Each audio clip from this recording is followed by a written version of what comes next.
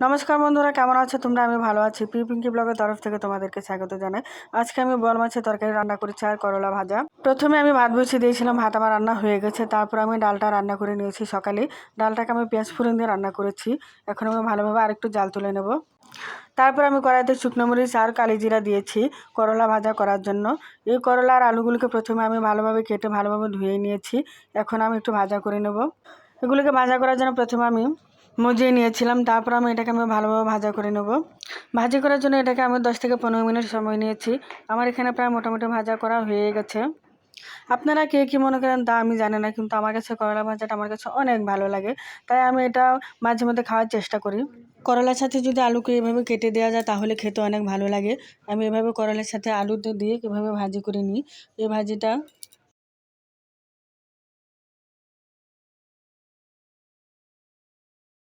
এখন আমি নামিয়ে নেব। ভাজিটা হয়ে গেছে। তারপর আমি এখানে বোয়াল মাছ ভিজিয়ে রেখেছিলাম। এখানে আমি মাছগুলি ভিজিয়ে রাখতে রাখতে এখন আমি আনাজগুলি কেটে নেব। এখানে আমি বেগুন কেটে নিয়েছি লম্বা লম্বা করে এভাবে। তারপর আমি এখানে সাথে আলুগুলোকে কেটে নেব, এভাবে লম্বা করে কেটে নিয়েছি। তারপরে এগুলোকে আমি আলাদা আলাদা করে ভেজে নেব। আলাদা করে ভেজে নেওয়ার আগে এখানে আমি মাছগুলোকে ভালোভাবে ধুয়ে নেব। 4-5 বার করে আমি ধুয়ে নিয়েছি। এখন আমি মাছগুলোকে জল থেকে ভালোভাবে তুলে নেব যাতে জলটা ঝরে যায়। তারপর আমি মাছগুলিতে হলুদ গুঁড়ো দিয়ে দেবো, তারপর পরিমাণ মতো লবণ দিয়ে দেবো। তারপরে এখানে আমি অল্প পরিমাণে একটু তেল দিয়ে দেবো যাতে মাছগুলো কড়াইতে লেগে না যায় আর তেলটা যাতে না ছিটে। এখানে আমি কড়াইতে তেল দিয়ে দিয়েছি, তেলটা ভালোভাবে গরম করে নিয়েছি। তারপর আমি মাছগুলোকে দিয়ে দেবো। মাছগুলোকে আমি উল্টো পাল্টা করে ভালোভাবে ভেজে নেব।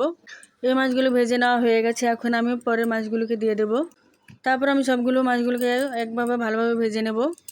খুব বেশি লাল করে ভাজবো না। এখন আমার ভেজে নেওয়া হয়ে গেছে, আমি তুলে নিয়েছি। তারপর আমি কড়াইতে তেল দিয়ে দিয়েছি। তারপর তেলে আমি আলুগুলিকে দিয়ে দেবো।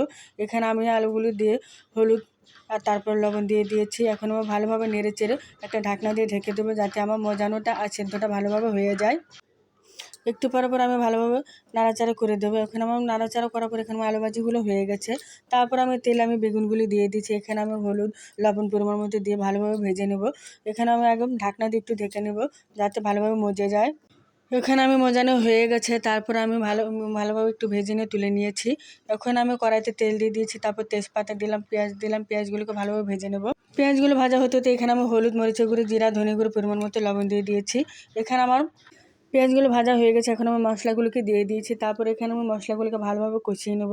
আমার মশলাগুলো ভালোভাবে কষানো হয়ে গেছে। এখন আমি সবজিগুলি দিয়ে দেবো। এখন আমি সবজিগুলির সাথে মশলাগুলো ভালোভাবে কষিয়ে নেব। ভালোভাবে কষানো হয়ে গেলে এখানে আমি গরম জল দিয়ে দেবো। আমি আগে থেকে গরম জল করে রেখেছিলাম। এখন আমি পরিমাণ মতো গরম জল দিয়ে এখন ভালোভাবে জাল তুলে নেব। জালটা হতে প্রায় 15 থেকে 20 মিনিটের মতো সময় নেব। 15 থেকে 20 মিনিটের মতো জাল হয়ে গেছে। এখন আমি মাছগুলোকে দিয়ে দিয়েছি। মাছগুলোকে দেওয়ার পর আমি ভালোভাবে আরেকটু জাল তুলে নিয়েছি। এখন আমি এখানে গরম মশলা দিয়ে দিব নামানোর আগে। এখন আমার তরকারিটা রান্না হয়ে গেছে, নামিয়ে নিয়েছি। এই রান্নাটা যদি আপনাদের কাছে ভালো লেগে থাকে তাহলে আমাকে অবশ্যই কমেন্টে জানিয়ে দিবেন, লাইক করবেন এবং শেয়ার করে দেবেন। Tata, bye bye.